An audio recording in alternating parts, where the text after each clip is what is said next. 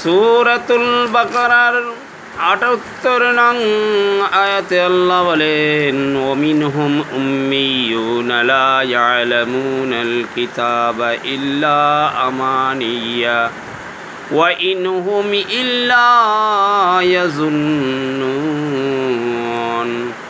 আল্লাহ বলেন, তাদের মাঝে এমন কিছু লোক আছে, ওয়ামিনহুম উম্মিয়ুনা, তারা নিরক্ষর, লা ইয়ালামুনাল কিতাব, তারা মিথ্যা আশা ছাড়া আর কিছু আশা ছাড়া তাদের কাছে কোনো কিতাবের জ্ঞান নাই।